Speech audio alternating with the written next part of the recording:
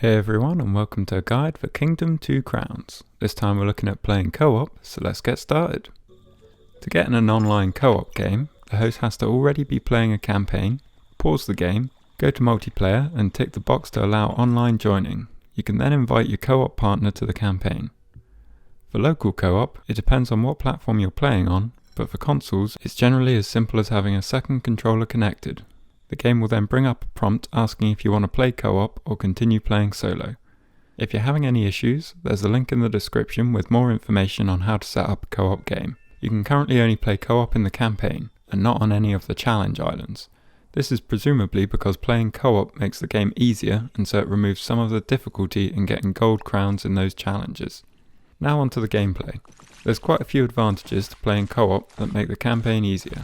One of the main ones is that each monarch can have their own mount, meaning you can have two sets of mount abilities at the same time, instead of being limited to just one.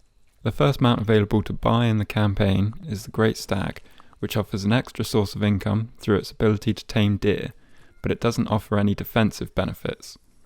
Ordinarily, it's not too worthwhile getting the Stag, as you can go back to the first island shortly after and get the Griffin. However, with the second mount available, it makes the Stag much more viable, as the extra coins allow you to get through the earlier islands a lot quicker. You get 8 gems from the chests on the second island, so you can get the Stag, the Scythe statue, and also the Stable Hermit if you think you'll use it, costing 3 gems in total. This leaves you with 5 gems, which you can then use to get the Griffin and the Archery statue from the first island. This means you won't have enough gems to get the Ballista Hermit from the first island, but you can always come back for that later. Having these two mounts puts you in a great position to progress through the islands, and you won't need to change them for at least a couple of islands. The next mount that's worth getting is the Lizard from the fourth island, and this should replace the Stag, as the Lizard has a very useful defensive ability, and the coins you get from the Stag become less necessary as you get more farms later in the game. The final mount to think about is the Unicorn from the fifth island. Similar to the Stag, it helps to generate coins except in winter.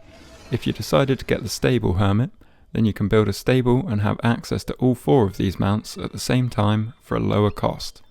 This can be helpful, as you can use the Stag and Unicorn during the day to get coins, and then switch to the Griffin and the Lizard for nighttime attacks, as well as for attacking any portals. Both the Lizard and the Griffin are individually great mounts for defense, and can combine to defend the same side for blood moons or when you've destroyed the dockside portal and there's only one side left to defend. When both mounts are on one side, the Lizard can set fire to the Greed and the Griffin can push them back, stopping the Greedlings from damaging your walls while the fire kills them. That's everything on mounts for co-op, and these are generally the best choices, but if you enjoy any other mounts or fancy trying any out, then go for it. Over the campaign you'll get enough gems for pretty much everything anyway, so you don't need to worry about the cost. I've covered the mounts in more depth in separate videos, so if you're looking for more information on any of them, then check these out.